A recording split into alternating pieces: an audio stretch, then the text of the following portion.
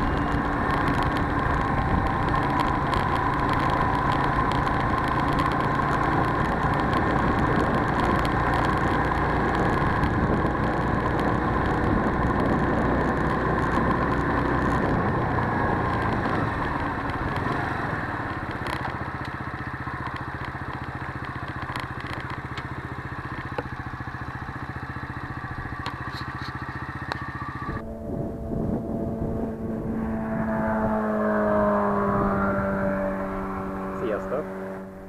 Nagyon szép tavaszi nap van, az előbb is mondtam, március 23-a. Kijöttem ide a város szélére, egy kicsit levegőzni, megsüttetni a gépet is, meg magamat is. Pár dolgot elmondok közben nektek, amit tapasztaltam az elmúlt napok során. Hát mi az, amit eddig lehet tudni a gépről? 164 km van most benne. Meg vagyok vele elégedve.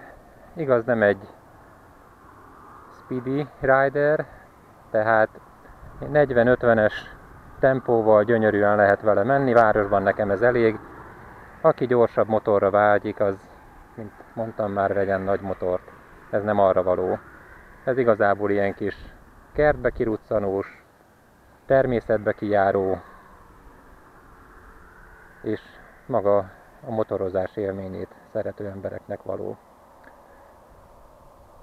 Na, akkor az oldalteknikkel kapcsolatban tegnap leszettem ezt a gyönyörű kis oldaltakaró lemezt. Itt alul kell ezt a csavart kilazítani, és itt két műanyag bigyusszal van beledugva lényegében egy ilyen tartó gyűrűbe.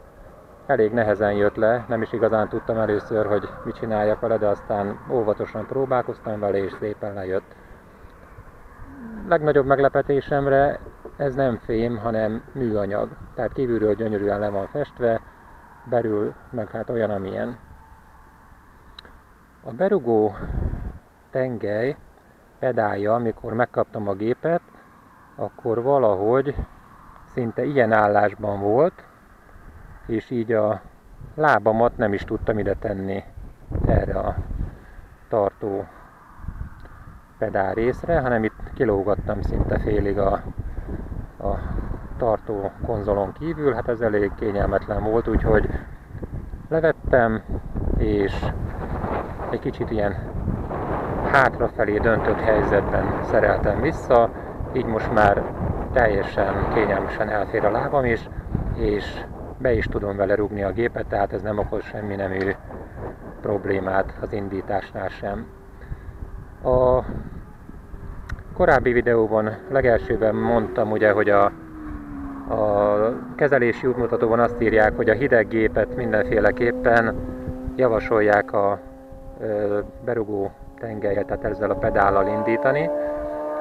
Hát én azóta kitapasztaltam, hogy igazából bármilyen is a motor, gyújtás nélkül, a benzint ráadva egyszer megrúgom, lenyomom ezt a pedált, utána a gyújtást ráadom, és gyönyörűen egy pöcre indul a gép, tehát biztos, hogy így kap egy kis benzint, kenőanyagot a henger is, és az indító motor nem erőlködik, hanem azonnal be is indítja. Jó, a gumik szép nagy tekintélyes terepgumik vannak rajta. Hát igazából terepre, ahogy a kezelési útmutató is írja, nem javasolják menni, azóta megtapasztaltam, hogy városon belül is egy-két kátyú az szinte koppanásig nyomja a teleszkópot, úgyhogy biztos, hogy nem terepre van kifejlesztve, hanem inkább ilyen sík utakra. De ott végül is gyönyörűen megy a gép. Úgyhogy nekem ez a fontos. A kéménye az nagyon jó, gyönyörű hangja van. Irányjelzőkkel kapcsolatban még annyit, hogy minden kis index ilyen mozgó kis gumi tartókra van helyezve. Ez olyan szempontból jó, hogyha szűk helyre kell esetleg betolni a mocit otthon, ahogy tárolod, és hozzáér valamihez, akkor nem törik le, hanem így egy kicsit mozog, tehát így rugalmas, flexibilis a csatlakozás.